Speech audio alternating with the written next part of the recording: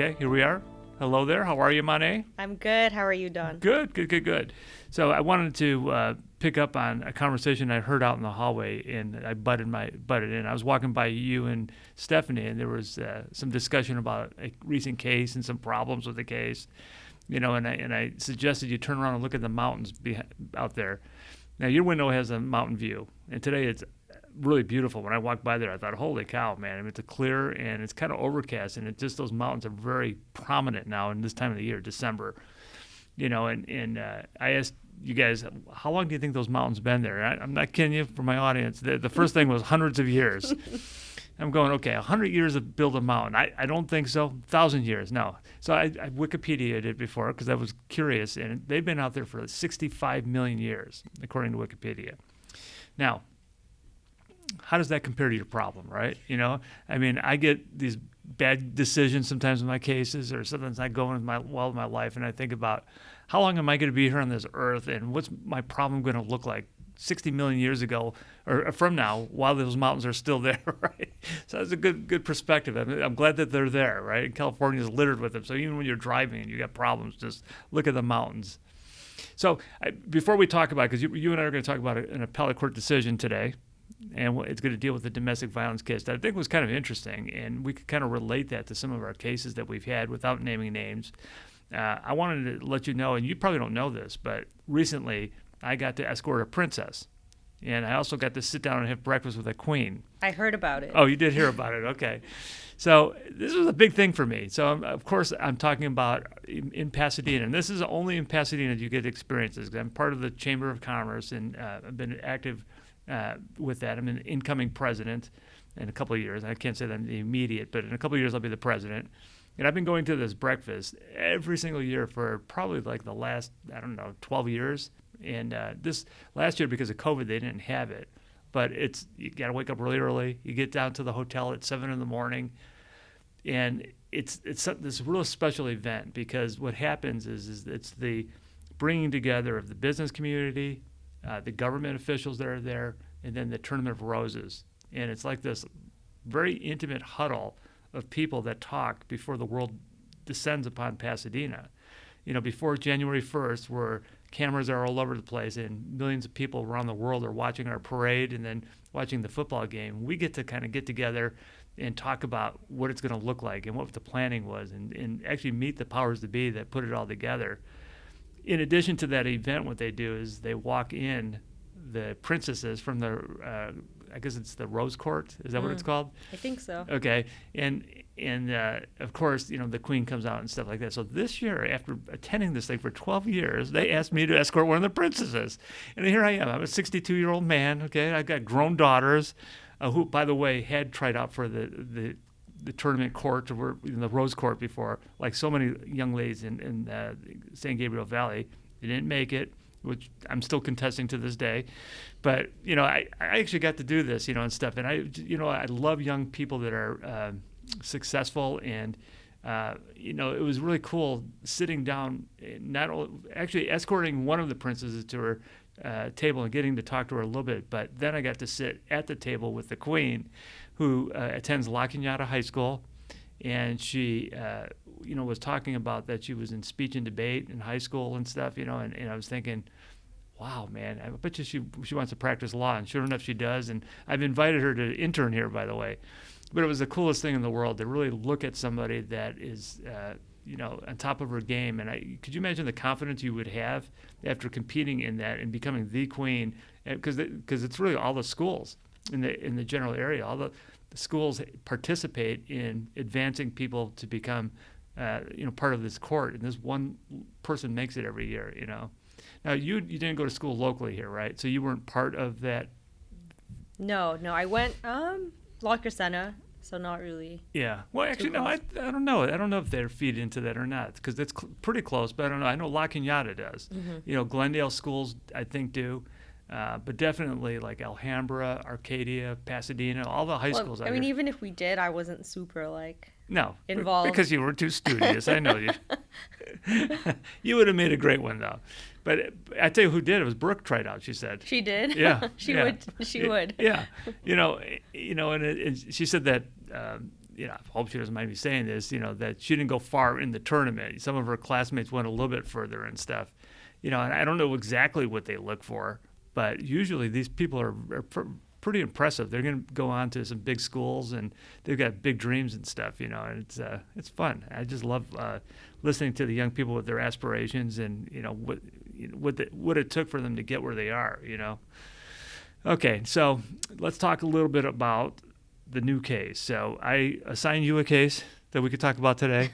I'm going to confess, this is the first time on a podcast that I have not read the decision. Now, I've read the, what do they call it, the Cliff Notes, on a summary. And I've peeked at the decision a little bit, but I haven't read it through and through. But it involves domestic violence. Mm-hmm. And why don't you set up the facts for us? Okay, so at the trial court level, basically husband and wife married with, I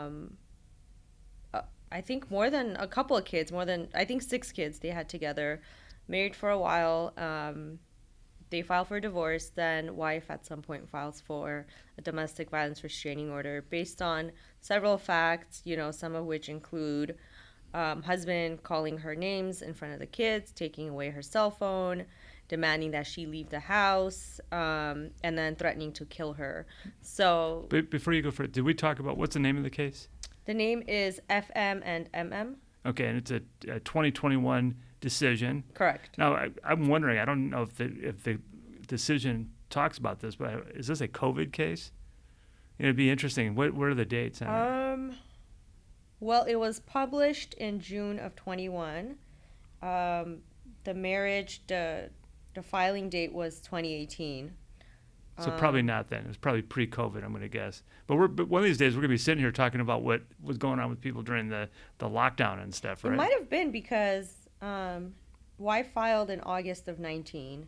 So, and the lockdown was early 2020. So part of this probably was COVID then, because my reading of the decision was that the parties stayed together at the initial part of she filed, and they were still living together. Correct. Right. Yeah. And then she goes for the dissolution, not after she filed a restraining order. Right. Mm-hmm. And she when she files saying that there's been a history of abuse, not necessarily violence, right? Is that what it's saying? Mostly abusive stuff. Verbal abuse in front of the kids, and also threats to kill her. Oh well, okay, pretty serious stuff. Yeah. Okay, so what happens? Yeah, and I actually do think it's a COVID case because the trial, I think, on the restraining order took place in June of 2021. Ooh, right down during the 2021 or 2020. Yeah, no, I'm sorry. It was in 2020. Well, that's right when the lockdown was, or right afterwards. Yeah. Woo. Okay. Yeah. So it is a COVID case. So I'm envisioning smoke coming out of that household, man. Right? I mean, these were some angry people. Mm-hmm. Okay. So what happens? So her restraining order is granted temporarily, the temporary restraining order. And the trial court denies the wife's request to also name the kids as protected parties, but does order that, the husband has to stay at least 5 yards away. That's it? 5 yards? Yeah, that's at least 5 yards. Because they were still living together? No, it requires... It did deny her request to... require the husband to move out. So it's because of COVID. The judges didn't know what to do in those circumstances. I was confused by that. I guess, yeah. All I'm doing is making assumptions here, but a 5 yard stay away is nothing, right? We usually see that when 100. People are still working together, or they're neighbors, and stuff like that. Normally it's 100 yards, mm-hmm. but there's exceptions when people have to be close to each other. So 5 yards within the same home, it seems like at this point he wasn't kicked out. Correct. Okay. He wasn't. Let me address one other thing before you move on. So the kids were not part of the protective order. No. And can you explain when it would be appropriate for a court to name the kids? When there's been, one example would be when there's been physical violence in front of the kids, not necessarily directed at them, but between the parents. That would be enough, I think. Yeah. And what's in the presence of the kids?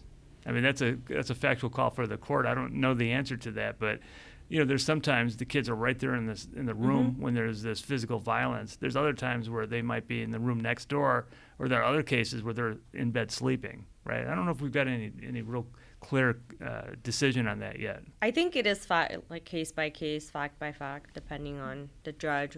Also, The reason why I wanted you to pause there is there's also a line of decisions, I think, that says that domestic violence on a parent is equivalent to violence on the children. yeah, I've read that. So why wouldn't you have them as the protected parties then? Yeah. But anyways, go ahead. So the temporary restraining order was continued a few times, and during the first hearing at the continuance, the trial court made a remark about how the allegations really like don't have to do with the fact that they live together. So I'm not really sure what the court was trying to get at by saying that, but it said the allegations you've made have to do with the fact. Oh, I'm sorry, that it has to do with the fact that they are living together. And at that point, probably made him move out, right? Well, surprisingly, the mom's the one that moved out. Okay. So mom moved out. So what people should know is that this was not an atypical case, but the hearing was going on there were breaks between the days, right? Yes. So there was like the hearing would start, and then okay, we're going to move this on to a couple of weeks from now, do the next. So it happened over a series of time. During that first hearing, the judge made remarks that the problem was that they were living together. Correct. Okay. And mom was the one that voluntarily moved out? With some of the kids, yes. Not all of them. Not all of them. Some of them stayed with the dad. Mom moved out, yes. And so part of the orders from the trial court, in addition, were if the mom wanted to come back to retrieve any of her belongings, she would need to obtain a civil standby. Okay. That's a kind of a thing that we see all the time, too, is parties are separated, whether there's a restraining order or not, if there's a lot of antipathy and hostility that goes on between the parties and third parties. Typically, we arrange for folks to go to the home with, like, the police or with a witness or something like that. Sometimes people record it. You've been on one of those. I have. How many times? Twice. Okay. Yeah, and they're not necessarily fun, right? No. Very awkward, sometimes for hours. People pick up their belongings and yeah, and the games are played fight and all over that stuff. stuff. Yeah. Well, you were involved in one that took all day long. Yes. And our client had one of those cameras, what are they called? A GoPro, yes. A GoPro, and there was on the other side there was a retired sheriff friend or something. Yeah. Yeah. Yeah. Okay. Well, fortunately, we don't have to do too many of those. But the fact that people have to go back and get their personal belongings is a very common thing, and usually it's without the attorneys, right? So in this case, it doesn't speak of the attorneys being there. It was just mom going over there. Yes, and it was up to the mom to obtain go with the sheriff or I guess I haven't heard the official term, the civil standby. Anyways, there was one incident where mom goes and there's a physical altercation and dad ends up getting arrested. Ooh. Yes, so he was jailed actually for the incident. Now this is while this restraining order is still being heard by the court, but it's in between the hearings. Correct. And he does something like the rocket scientist he is he abuses her physically and gets himself thrown in jail. Yes. Okay. And then, surprisingly, the court admonished the mom because it said that it was her fault for not demonstrating good judgment by returning to the house without, a third party, a civil standby, and that this would be something the court would consider a factor that would weigh against her in granting the restraining order. Now we're talking about at the next hearing, after he gets arrested, there's a subsequent hearing, they go to court, and the family court doesn't talk to him, it talks to her about it's basically her fault. Yeah. You shouldn't have gone over there, and so you're kind of responsible for this guy putting his hands on you. Correct. Okay, all right. This judge is interesting. Okay. So then another, the hearing continues, and this is in December of 2019. Actually, that was the final hearing. So right before the lockdown. Okay. We were talking about that earlier. I think it was right before. What was the date? 12/16/19. Okay. Yeah. That's the final hearing? Mm-hmm. So we're completely wrong in all this. This is not a COVID case. No. Okay. Well, people out there, don't listen to what I say. Read the decision. Go ahead. It was published during COVID. Okay. Anyways, yeah. So December of 2019, almost exactly 3 years ago, um, that was the final hearing on mom's request for a restraining order. The decision states that the trial court interrupted the mom several times during her testimony about this altercation we just discussed, the physical altercation which took place in October. So during this final part of the hearing, mom is saying, and I would like to introduce additional evidence, Your Honor. Yes. And what would that be? The physical abuse altercation that occurred during that incident in October where the dad was jailed. Ma'am, let's stick to the facts in the petition. Okay? We're not going to talk about extraneous things. State what your evidence is. We're not going to go there. Yep. Is that what it was said? Exactly. Okay. Exactly. And then she tried again, right? Yeah. And the same thing, ma'am. I'm warning you. We're not talking about things that occurred after the petition. You're basically stuck with what you put in writing. Yep. It says you need to support this request with what took place before you filed. Ooh, he said it better than I did. Okay. And then what happened? What happened Friday is not relevant to this request. So, yeah. So the court limited her testimony to the events that occurred prior to the restraining order being filed. So, mom testified about the vulgar names that she would be called in front of the kids, and that the father, the dad, threatened to kill her if she didn't leave the house. Of course, when father testified, he denied. And all those things were he said, she said, pretty much. Yeah. Okay. Yeah. It doesn't seem like there was a lot of corroborating evidence. And then at the time of this final hearing that we're talking about, criminal charges were still pending against the father. So that was still ongoing. There was no, finding as to any criminal charges. So the trial court denied mom's request. It found that she failed to provide corroborating evidence for her testimony. So your request is denied, ma'am. Next. And by the way, you may have to pay his fees for having to defend against this. Okay. She brings it up on appeal. She appeals. Okay. And then what happens? The Court of Appeal reversed and remanded for the trial court to do a couple of things. So number one, it said the trial court erred by refusing to consider evidence of the post-filing abuse. Number two, the Domestic Violence Protection Act does not require petitioner to provide heightened specificity or corroboration of her testimony. Meaning that just by the declaration itself, a court may do that. Exactly. Okay. And then going off of that, per Family Code Section 6300 subsection A, the trial court may issue an order based solely on the affidavit or testimony of the person requesting the restraining order. And then finally, the trial court erred by using residential separation as a substitute for a restraining order. Interesting. So this was obviously a judge that appears to have a strong bias. And, I don't know who the judge was, and I'm not going to say that I wouldn't be biased if I were on the bench. I think we all have a bias. Of course. But this was an obvious one. And he was overturned or he or she, whoever it was, because of the decision. So the key points to this, to me, the number one is the fact that when you're going forward with these hearings, you could use subsequent evidence.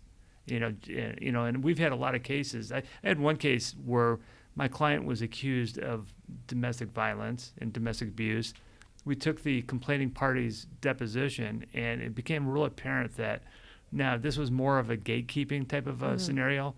But what he did was crazy. After he got served with the papers, he sent her a text message stating, "Oh, thanks for serving me," and something snide remark like that. That was actually criminally prosecuted, and that act happened after the TRO. I once had a case where I defended somebody in a criminal case, got him off of the domestic violence charges, but he admittedly went to the house that was vacant because a woman had moved out of there. And based on him going to that house, because it was still in the restraining order, he was found guilty of violating the restraining order. So I think that this decision is solidifying some of the results that we've had, even though it wasn't, per appellate court decision. And, I think it's good. This judge might have come from a civil background, where it's like, wait a minute, you haven't given us notice. We haven't really allowed the other side to vet this. But I can tell you in criminal court, when you're doing trials, stuff comes in, man. Like that. I had a case where we were prosecuting a gang member. This is when I was a detective. And the guy was sitting in the holding cell before the jury came in. And he looked at my 14-year-old victim, and he went, he was threatening her, right? And she turned to me and says, "Oh, my God, he just threatened me."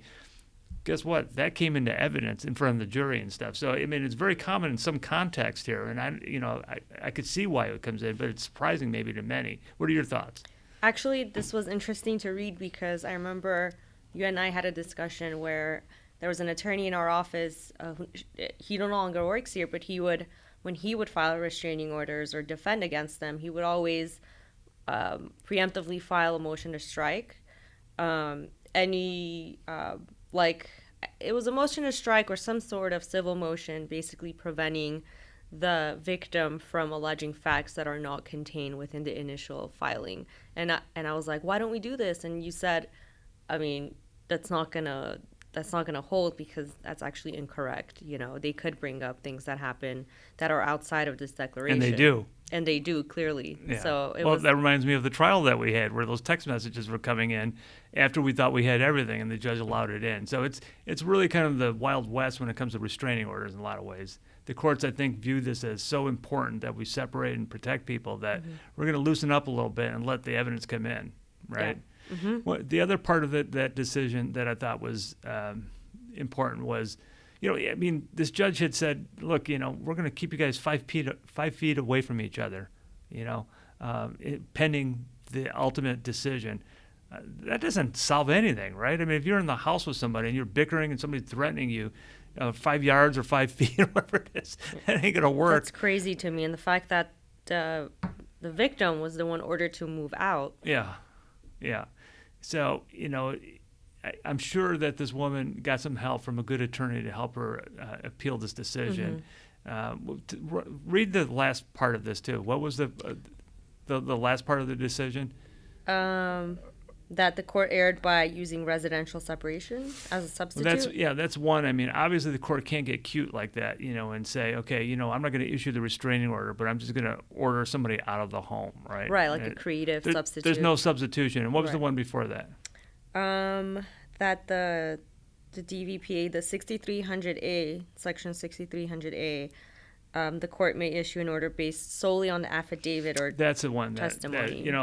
So that I've taught you and all the other associates here that when we're putting together trial booklets, that we typically put in all that the other person is saying, but we don't put in our own papers in there. But recently I attended a seminar from a very learned judge, and he talked about why you wouldn't move the briefs into evidence. And I started doing that, and it occurred to me that if you win on appeal, having your client's declaration in there is really powerful, because then the Court of Appeal has even an easier job to make inferences. You being the appellate attorney you are, you understand that, And I think that people don't realize that credibility is just enough. I mean, you don't necessarily need corroborating evidence. Right. The judge could just believe you, And in this case, this judge was really leaning so heavily towards the man for some reason that I think the thinking cap just went out the door there. Well, I don't know if you saw, but it finished, the decision concluded by stating, the court noted that although the dad actually died prior to publication of the opinion, they still published it because of the important public matter that was raised in the appeal. So yeah, that tells you that this was a case of first impression, that there hasn't been an appellate court that have laid out the rules with regard to new evidence like that. God, I wonder if he passed because of the COVID. I mean, that would have been in that time period. But okay, so great job. I know I just threw this decision on you late last night. You had emailed me and said, "Hey, Don, what are we talking about tomorrow?" And I'm going to tell you that I'm like, I don't know. Let me look. So I looked at this one. I thought it was kind of interesting. Yeah, it's a great case. I think we should talk about it with all the attorneys because it's very important. Yeah, absolutely. Okay, well, thank you very much. Thank you. Let's do this again.